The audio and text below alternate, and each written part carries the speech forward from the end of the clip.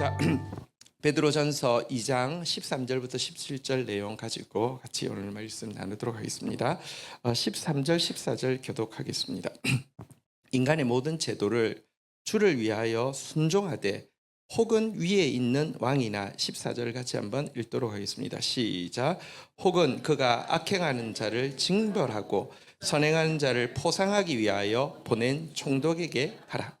자, 우리 사실은 베드로전서 2장 12절이 무엇으로 마쳤느냐고 하면요, 하나님께서 우리를 부르신 이유가 베드로전서 2장 12절에 보면요, 너희가 이방인 중에서 행실을 선하게 가져 너희를 악행한다고 비방하는 자들로 하여금 너희의 선한 일을 보고 오시는 날에 하나님께 영광을 돌리게 하라. 주님께서 임하시는 날이 있어요. 또 그 사람에게 찾아가시는 날이 있어요. 그때 변화되는 게 그냥 변화되는 게 아니에요.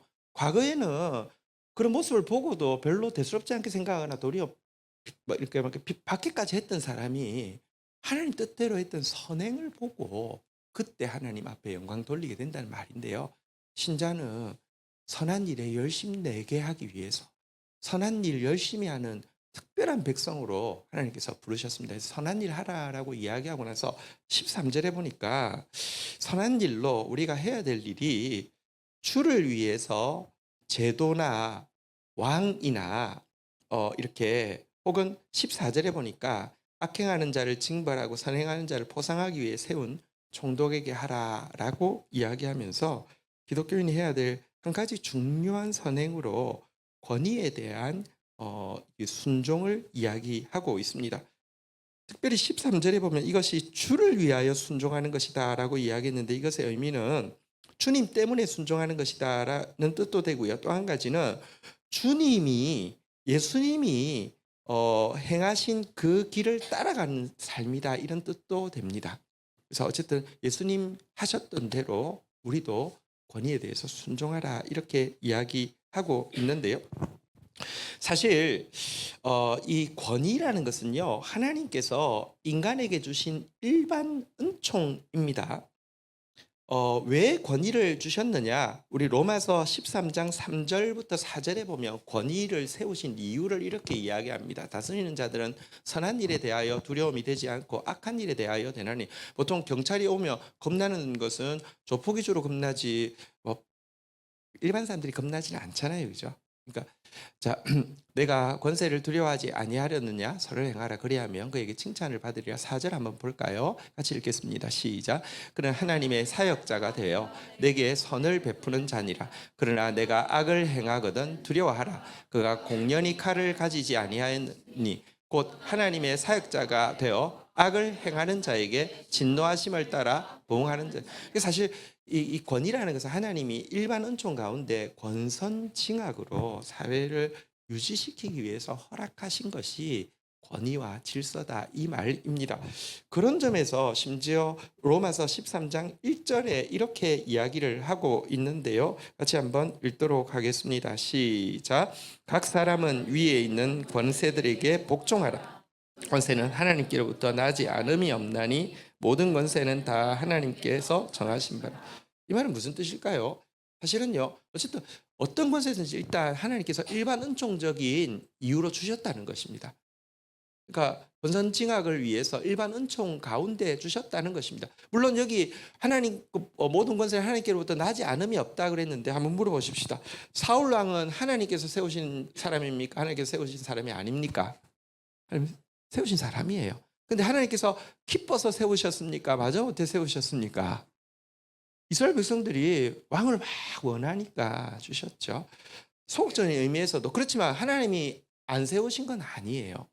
악한 지도자도요, 이런 적극적으로 하나님 기뻐하셨다는 뜻 아닙니다. 그러나 워낙에 하나님이 이 일반 은총 가운데 주신 것이 이 권위와 이 지도자라는 이 질서를 하나님께서 주셨다라고 이야기합니다. 왜냐고 하면요, 여러분 악한 권위가 무서울까요? 무권위가 무서울까요? 이 세상에 나쁜 왕이 있는가 하고요, 이 왕이든지 지도자 자체가 하나도 없는 사회가 더 무서울까요? 무정부 사회가 훨씬 더 무섭습니다.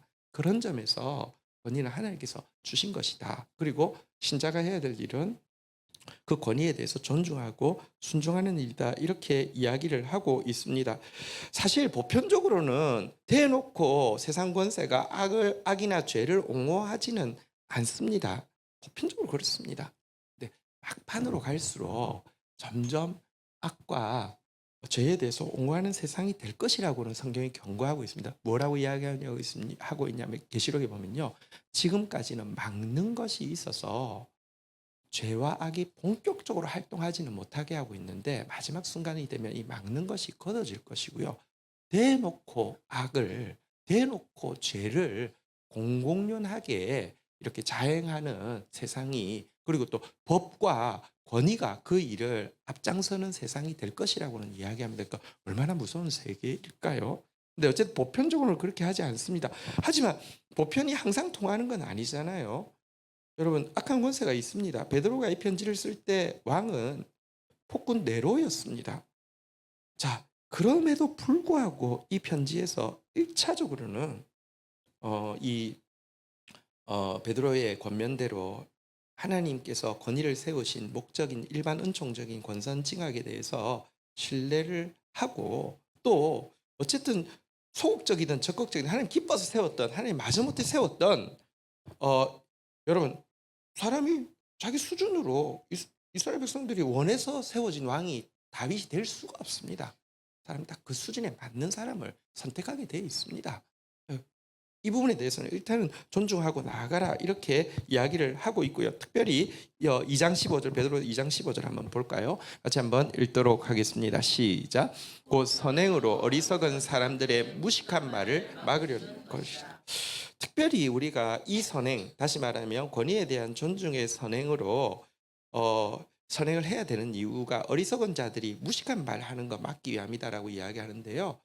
기독교를 무슨 어떤 정권을 정복하는 세력, 어떤 뭔가 이 세상을 이렇게 뭐 이렇게 예를 들면 이 기독교를 믿지 않는 사람 다 죽이고 이렇게 기독교 믿지 않는 지도자들 다 죽이고 뭐 이렇게 하는 이런 세력으로 오해받을 일 하지 않기 위해서라도 권위에 대한 존중은 중요하다, 이렇게 이야기를 하고 있는데요.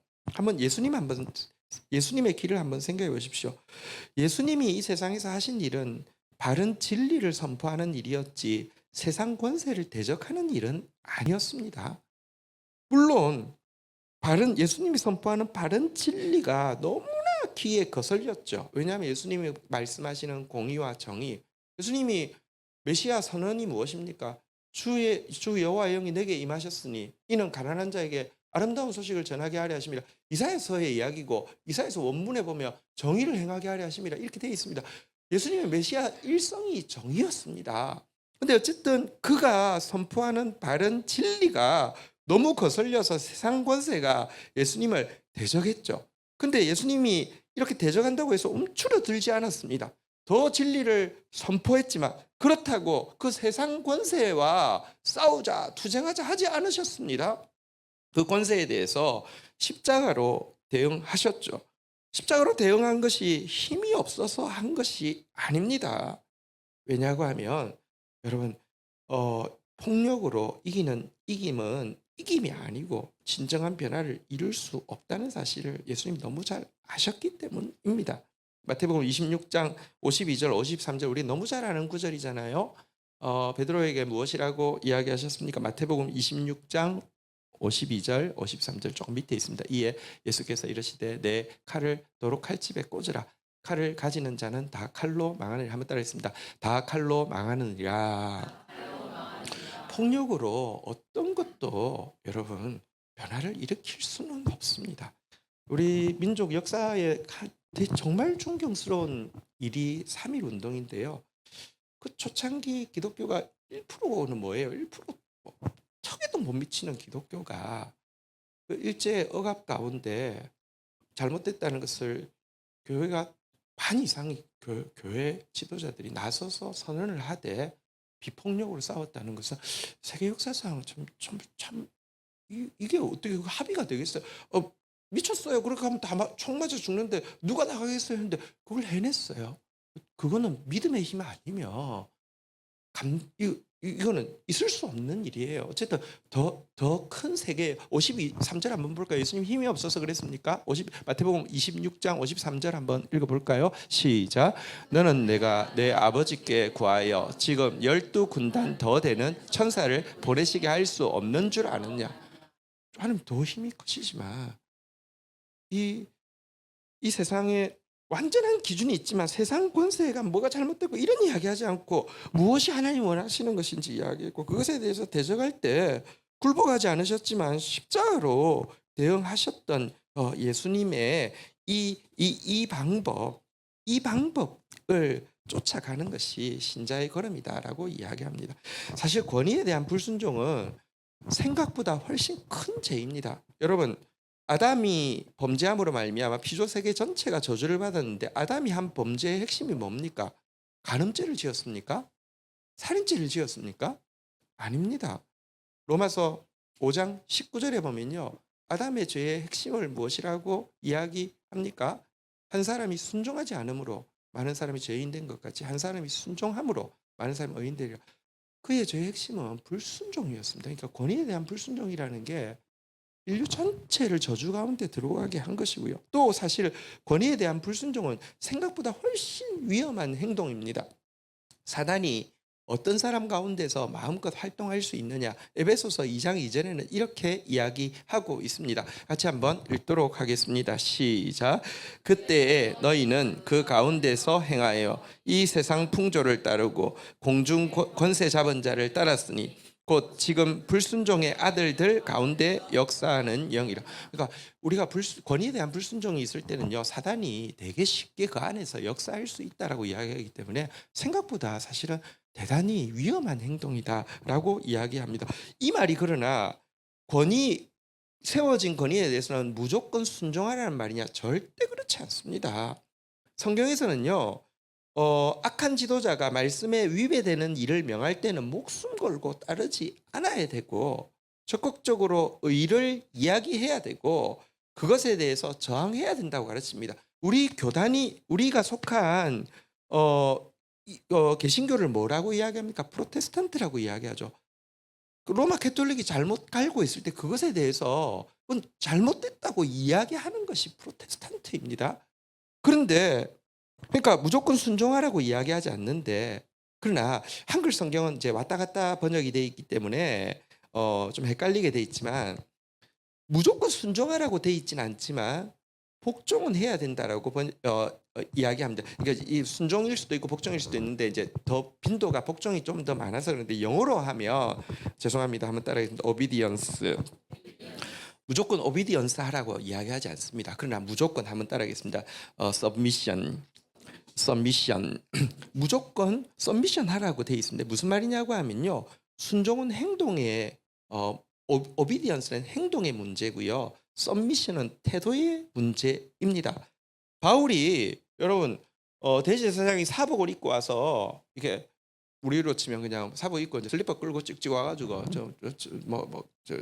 이렇게 이야기하니까 바울이 조목조목 그 잘못됐다고 자기를 이제 재판 받는 자리에서 오니까 잘못됐다고 이야기했는데요. 그때 사도행전 23장 4절 5절 한번 볼까요?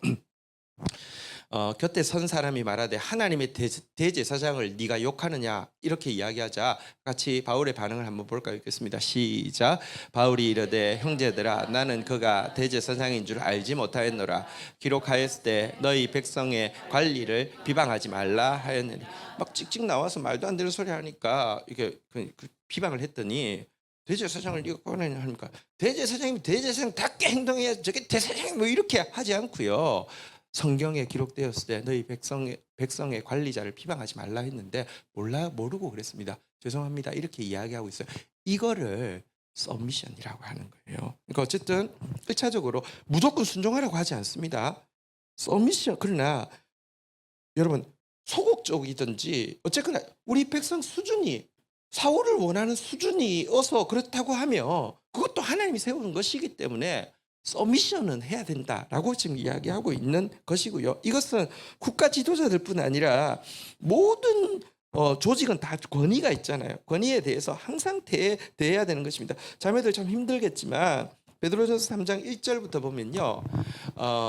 우리 남편들이 어떤 때는 진짜 말도 안 되잖아요. 그죠? 자, 그 말 들어야 됩니까? 안 들어야 됩니까? 말도 안 되는 말 하면 안 들어도 됩니다. 근데요, 여기에 순종하라고 번역된 것은 그러면 영어로 obedience일까요? submission일까요? submission이에요. 그러니까 이게 다 시키는 대로 하지 마세요. 말도 안 되는 소리 하지 마세요. 그러나 존중하라고 되어 있습니다. 아내들아 이와 같이 자기 남편에게 사실은 submission 하라. 이는 혹 말씀을 순종하지 않는 자라도 말로 말미암지 않고 그 아내의 행실을 보고 구원을 받게 하려. 5절에도 보면요. 그렇게 이야기하고 있거든요. 전에 하나님께 소망을 두었던 거룩한 부녀들도 이같이 자기 남편에게 영어로 뭘까요?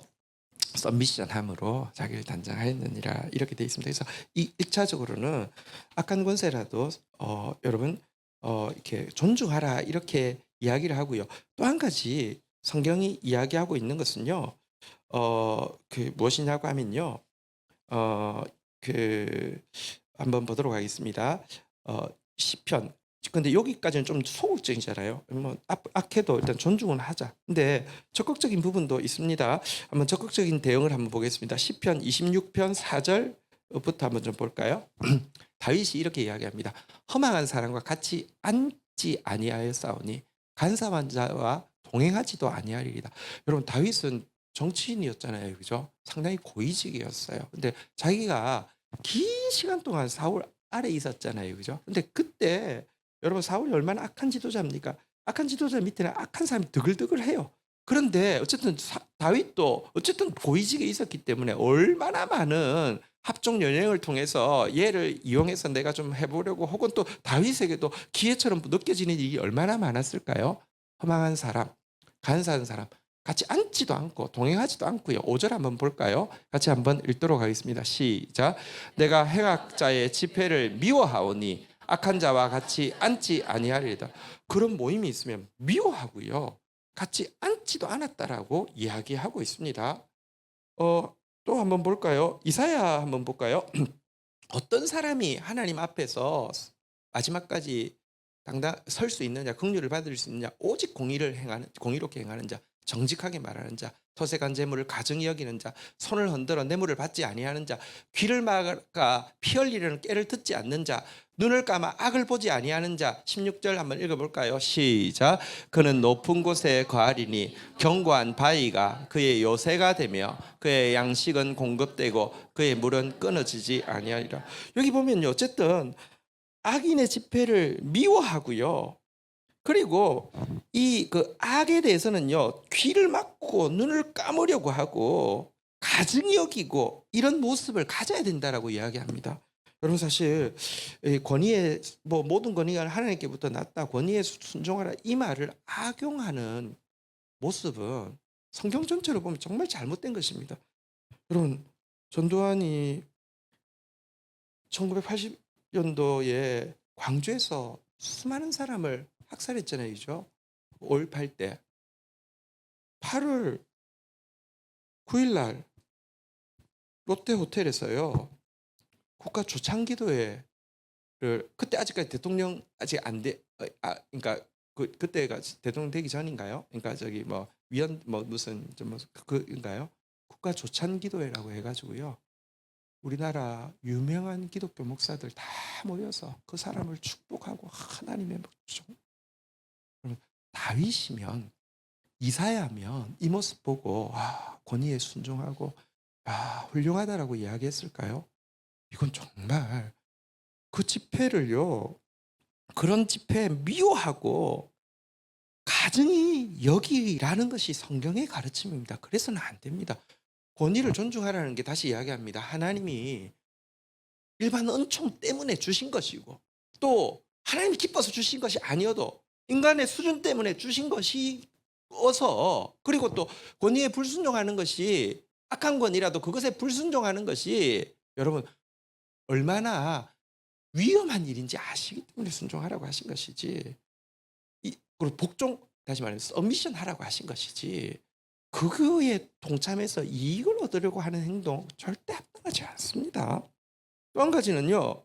하나님 앞에서 이 일들의 이 악한 권세에 대해서 어떻게 대응하라고 이야기합니까?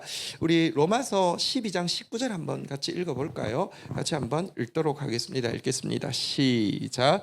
내 사랑하는 자들아, 너희가 친히 원수를 갚지 말고 하나님의 진노하심에 맡기라. 기록되었을 때 원수 갚는 것이 내게 있으니 내가 갚으리라고 주께서 말씀하시니라. 정말 악한 권세가 정말 악한 일을 할 때 우리는 어떻게 해야 할까요? 다시 이야기합니다.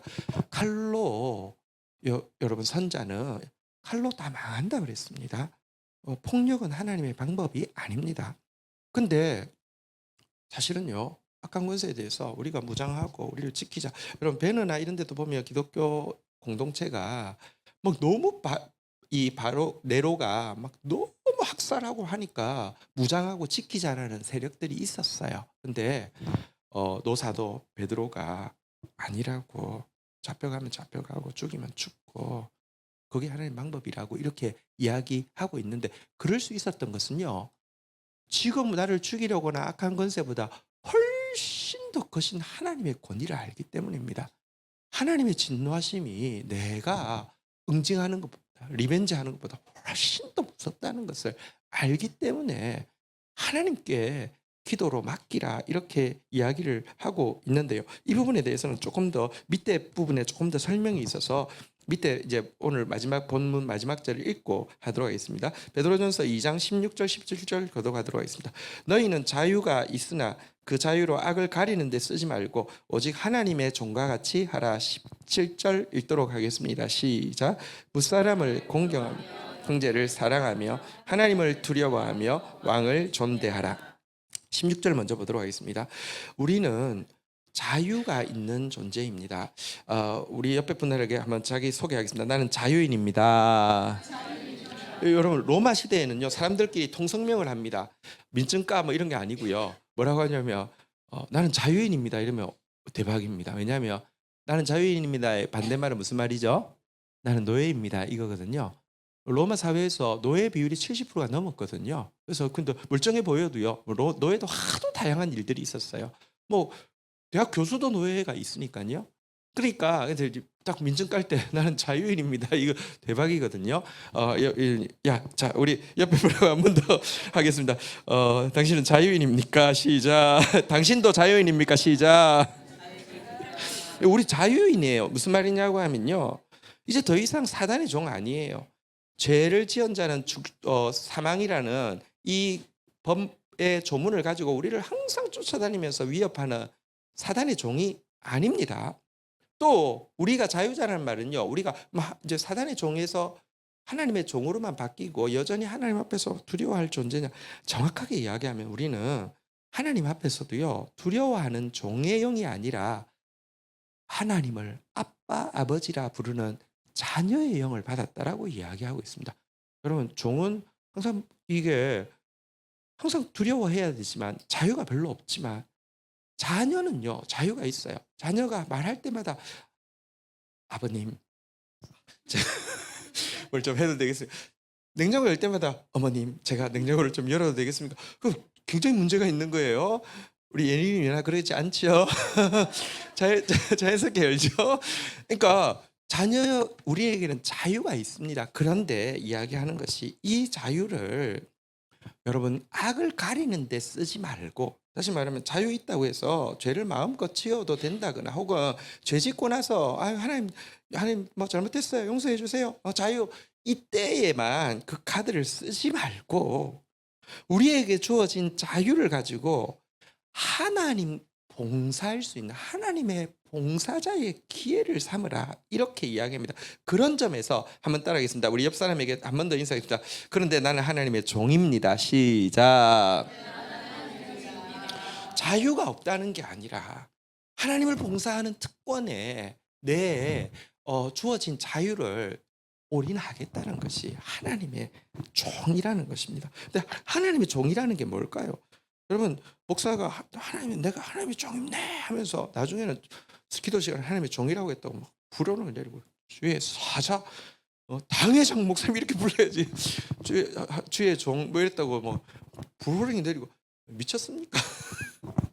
여기 하나님의 종이라는 게 하나님 종이 뭐 하는 것인지 17절에 네 가지로 이야기하고 있죠. 하나님의 종이며 하나님을 섬길 기회로 나에게 주어진 자유를 사용하면요. 한번 따라하겠습니다. 무사람을 공경하고.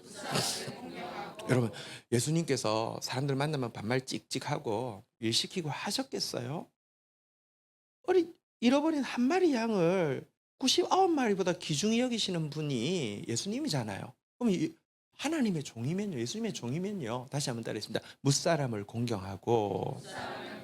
기독교인은요, 진짜 어린아이 한 사람에게도요, 진짜 존대하는 그들의 천사가요, 매일 하나님 아련한다고 성경에 되어 있지 않습니까? 한번 따라하겠습니다. 형제를 사랑하며.